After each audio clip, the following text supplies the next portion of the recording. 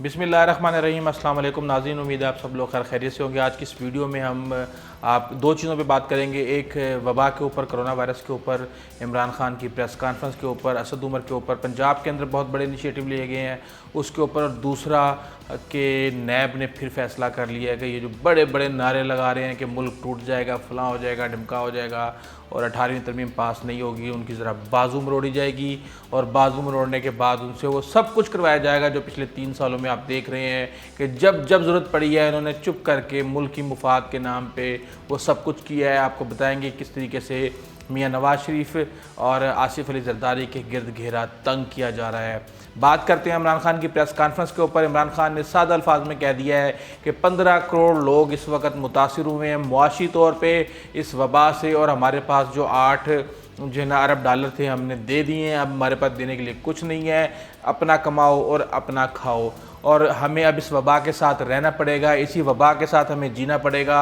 हम कोई यूरोप के कोई ममालिक नहीं है जिनके लोगों के पास जिन्हें बैकअप होता है और वो कुछ अरसा गुजार सकते हैं। यहाँ तो लोग रोज़ाना की बुनियाद पे, दिहाड़ियों की बुनियाद पे पैसा कमाते हैं और अपनी ज़िंदगी गुजारते हैं। इसी चीज़ को एंडोर्स किया उनके साथ बैठे हुए असद उमर ने। उन्होंने कहा जी हमारे वज़ीर आज़म इमरान खान ने जो कहा था वो बिल्कुल सही साबित हुआ, यूरोप और अमेरिका भी यही करने जा रहा है और वो ऐसा ऐसा अपनी तमाम लॉकडाउन में नरमी लेके आ रहा है। उन्होंने एग्जाम्पल दी स्वीडन की। स्वीडन के बारे में हम आपको पहले बता चुके हैं कि स्वीडन ने अभी तक एक दिन का भी लॉकडाउन नहीं किया। उन्होंने कुछ SOPs बनाई थी और उसके तहत उन्होंने अपने मुल्क को चलाया, और उस वक्त वहाँ पर 29,000 केसेस हैं और साथ में तकरीबन 3600 अमवात हो चुकी हैं। जबकि उनके हमसाया ममालिक में आप देख सकते हैं कि किस बुरे तरीके से इटली, फ्रांस, बेल्जियम जो है ना, जर्मनी की तबाही मची हुई है पूरी। लेकिन बात करते हैं पंजाब की। पंजाब के अंदर उन्होंने कह दिया है कि जी पीर के रोज़ से ट्रांसपोर्ट भी खुलेगी, बड़े बड़े मॉल्स भी खुलेंगे, मैन्युफैक्चरिंग यूनिट्स भी खुलेंगे।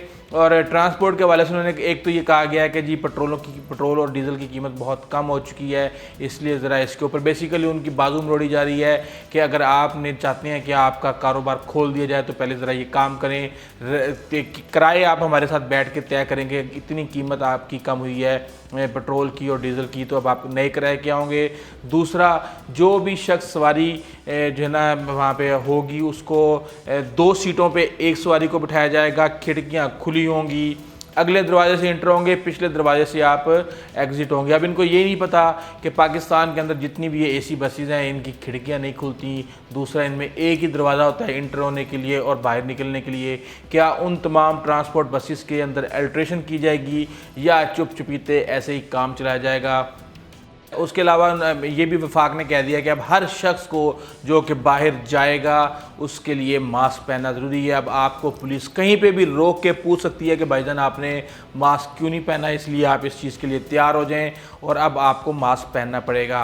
और एक और बहुत ही अच्छी खबर है वो ये है कि हमने आपको पहले बताया था कि दवाई है रेमडेसिविर, उसके ऊपर ट्रायल हुआ अमेरिका के अंदर, और उस ट्रायल के अंदर मैं एक ट्रायल का एक आपको एग्जांपल दे देता हूँ कि तकरीबन 115 मरीज़ों को दिया गया जिनमें क्रिटिकल पेशेंट्स भी थे। 113 मरीज़ उसमें मुकम्मल तौर पे सेहतयाब हो गए। जो 15 दिन में सेहतयाब हो रहे थे वो 11 दिन में सेहतयाब हुए, और जो 10 दिन में सेहतयाब होने वाले मरीज़ थे वो 7 दिन में सेहतयाब हुए।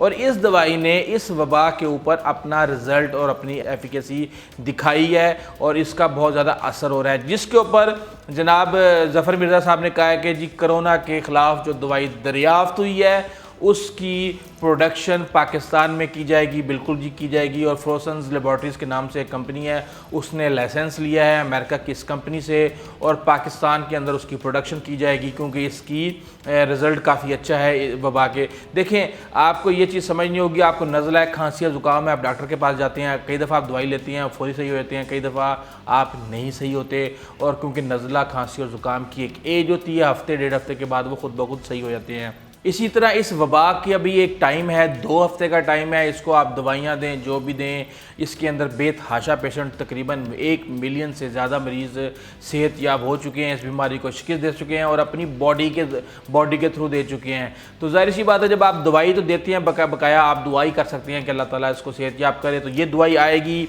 और ये दवा पाकिस्तान की मार्केट में ना सिर्फ इस्तेमाल होगी बल्कि पाकिस्तान पूरी दुनिया में जितनी भी उसकी प्रोडक्शन होगी उसके हिसाब से वो जो है ना फराहम करेगा पूरी दुनिया को इस वबा से रिलेटेड, जबकि इंडिया में भी लाइसेंस मिल गया है कंपनी को।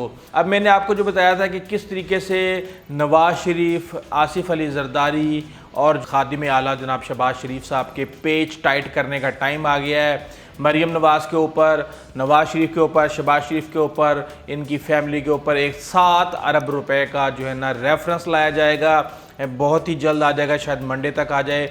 उसके अलावा इनके ऊपर एक और आज एक केस दायर किया नैब ने। उन्होंने कहा है जी कि ये तोशा खाना होता है, यानी कि जहाँ पे तहाइफ जमा किए जाते हैं हुकूमत के, वहाँ से इन्होंने गाड़ियाँ ली हैं जो कि डिफरेंट, फॉर एग्जांपल अगर आसिफ अली जरदारी सदर हैं तो वहाँ लीबिया के सदर ने और यूएई के जो है ना हुक्मरान ने इनको गाड़ियाँ दी। वो गाड़ियाँ इन्होंने अपने साथ ले गए, मुश्किल से 15% इन्होंने पेमेंट की। वो पेमेंट भी इन्होंने जाली केस अकाउंट के जो मुलजिम हैं अब्दुल मजीद गनी उनके थ्रू उन्होंने करवाई। इसी तरह उस वक्त के हुक्मरान 2008 में जनाब गिलानी साहब ने मियां नवाज शरीफ को गाड़ियां वहाँ से दे दी। हालांकि मियां नवाज शरीफ उस वक्त हुक्मरान भी नहीं थे और उनको दे दी गई, लेकिन इसकी तादाद अभी तक नहीं बताई गई। इसलिए तीनों लोगों को जो है ना 29 मई को नैब ने बुला लिया है और इस केस के जज जनाब वही मोहम्मद बशीर साहब हैं जिन्होंने पहले मियां नवाज शरीफ को 11 साल के लिए कैद किया था और इनको जुर्माने की सज़ा भी दी थी।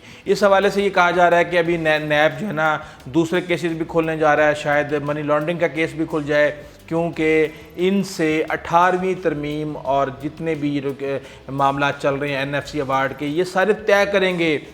ये खुद आएंगे, टेबल पे बैठेंगे, मुल्क की मुफाद, मुल्क की सालमियत के नाम पे आके इसी तरह वोट देकर चले जाएंगे जिस तरह इससे पहले ये दे चुके हैं और आपने इसकी एग्जांपल देखी है। और अभी कहा जा रहा है कि ये जितने भी नखरे कर लें, जितना भी ये कह दें कि जी 18वीं तरमीम अगर आएगी, यानी कि उसको अगर ख़त्म किया जाएगा तो मुल्क टूट सकता है। मैं ये समझता हूँ कि अगर मुल्क ये रही तो मुल्क डूब सकता है और इससे मुल्क को बहुत ज़्यादा नुकसान होगा। इस हवाले से मैंने आपको सारा बता दिया कि जाली कैसे अकाउंट्स में, और उसके अलावा आपने देखा ना शहजाद अकबर भी आ रहे हैं रोज़ाना आगे प्रेस कॉन्फ्रेंस उन्होंने शुरू कर दी हैं। वो ही पुरानी बातें कर रही हैं, पापड़ वाला, ये वाला, वो वाला। उसने कहा बेसिकली इस मामले को उठाया जा रहा है, इसको गर्म किया जा रहा है और अब आने वाले दिनों में आपको सिर्फ़ और सिर्फ 18वीं तरमीम और NFC नज़र आएगा। जबकि पाकिस्तान के अंदर मामला थोड़े से ख़राब हुए हैं वबा के हवाले से। केसेस अब हज़ारों की तादाद में आना शुरू हो गए हैं। पहले पूरे एक महीने के अंदर अगर आप देखें, मार्च के महीने के अंदर तकरीबन 1988 केसेस थे। फिर उसके बाद अप्रैल के महीने में वो 15,000 16,000 केसेस तक पहुँचे और अब इस वक्त जो केसेस की तादाद है वो तकरीबन 38,000 हो चुकी है।